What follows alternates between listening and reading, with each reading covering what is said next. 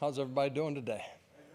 Good to see everybody. First of all, I want to wish Ben McKee our best wishes as he has a fight on his hands, and our prayers are with him. Look forward to seeing him back inside of this room really quickly, and just want him and his family to know that we're thinking about him. Game week's finally here. Get a chance to go play in the Aflac kickoff game in Mercedes-Benz. Great venue, great event, and great opportunity for us to go play a really good football program in Syracuse. We got 20 players from the state of Georgia, I think 15 guys from the Atlanta area. They're going to have a lot of family and friends at the game. So a great way for us to kick it off and find out where we're at. So I'll open it up for questions.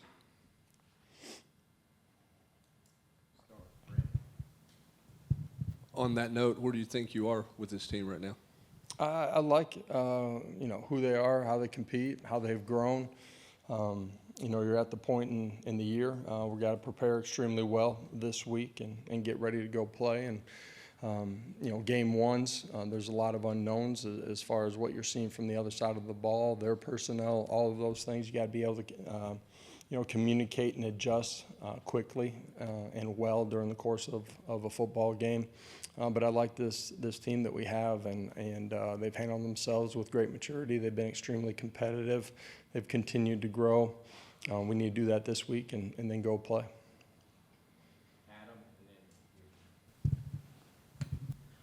Josh, what do you typically find out about your team in the first game that you never know about in camp? Well, at the end of the day, it's the first time that you're playing in front of a packed stadium.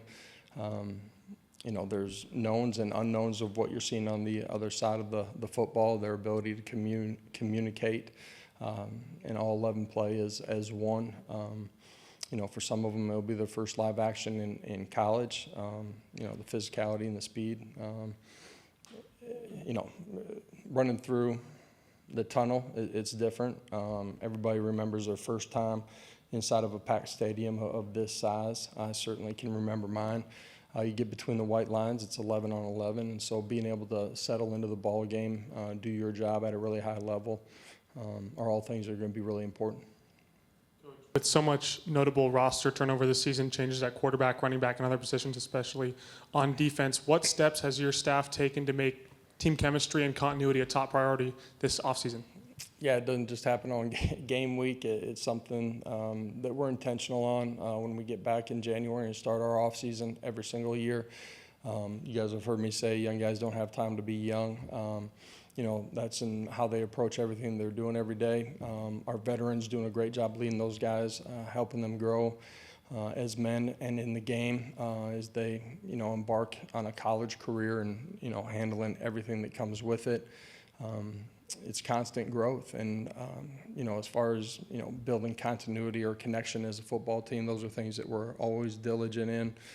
That happens when you're inside of the building, in the weight room, on the practice field, but also carving out moments outside of the normal football action to develop relationships. Rob, then Ryan. Coach, just the level of confidence you have in your quarterback and receivers, since there's really no body of work among those guys there. How do you?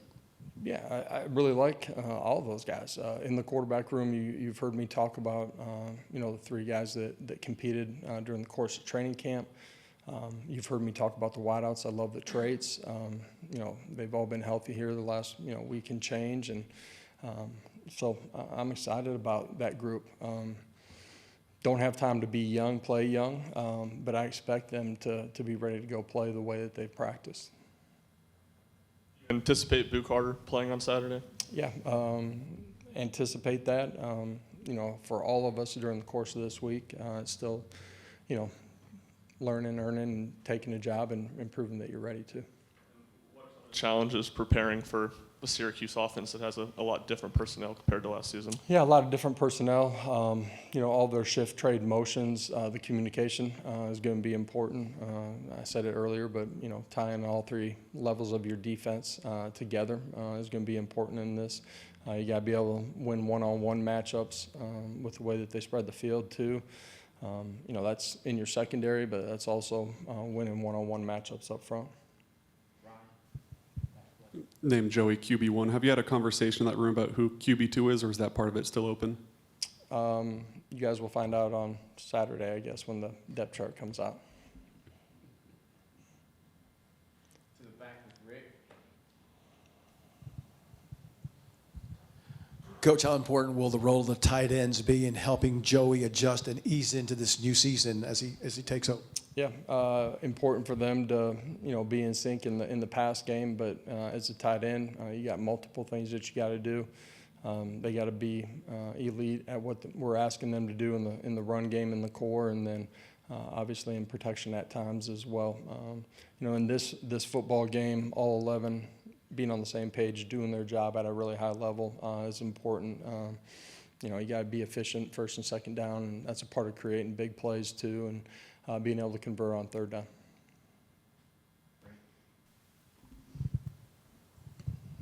Aside from execution, what's the key to being a good red zone offense, and how can you be better there this year than you were last year? Well, some of last year was penalties where you get behind the sticks. You got to play smart football down there. The efficiency of the run game is a big part of that as well. And then if you are throwing the football, you got to be efficient with it. So a lot of what takes place in the middle of the field is important in the red zone. It's hypercritical in the red zone because space is condensed, and you got to be really efficient whether you're running the football or throwing it. Coach, how do you feel about your offensive line? 4 new starters, a lot of new pieces that you've brought in, guys that have developed on this offseason. How do you feel like the continuity and chemistry is with that group? Really good. From the meeting room to how they've operated, communicated, been in sync in the run game, pass protection out on the practice field as well. You guys keep talking about the guys that haven't played, are new. As a coach, man, you feel like you've had a lot of time on task with these guys. There's a lot of trust in the guys that will get their first action here.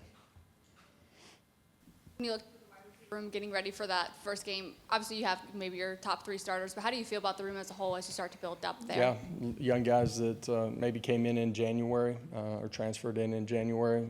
Feel like they've done an elite job of being super mature and handling everything within the scope of our offense, played and competed at a really high level, made plays, got great trust in those guys.